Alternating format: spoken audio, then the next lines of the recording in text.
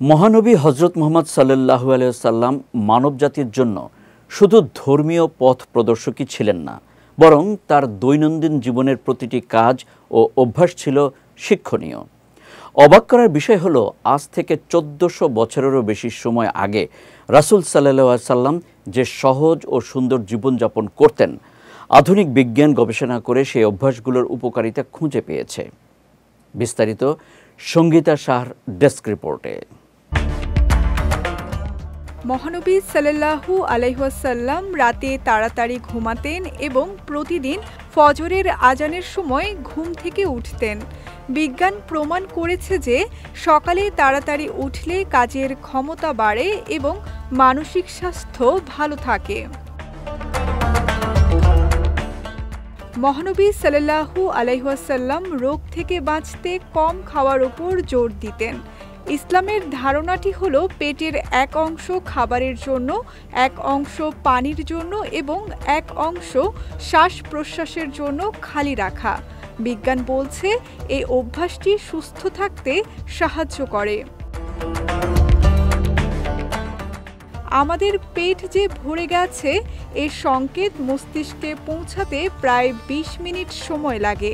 তাই ধীরে ধীরে খেলে কম খাওয়া হয় এবং হজম ভালো হয়।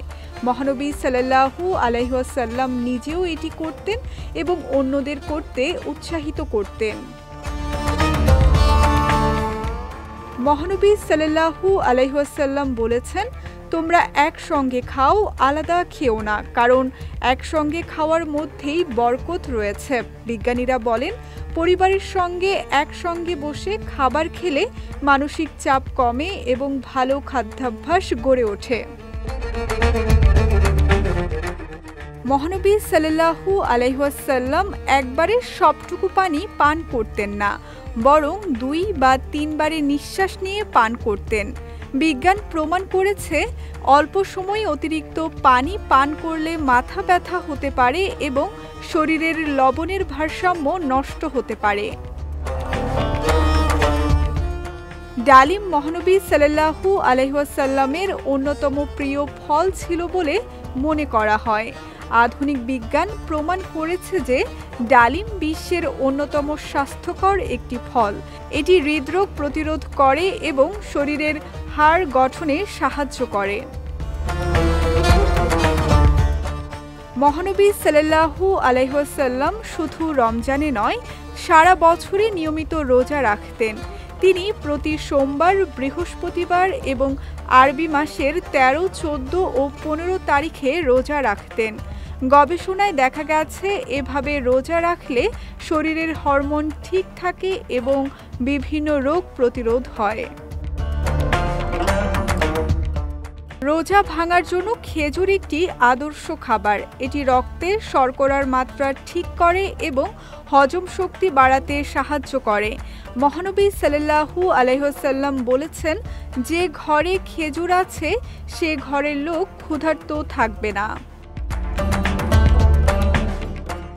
ইসলামের বিভিন্ন বিধান পালনের জন্য শারীরিক সুস্থতা জরুরি।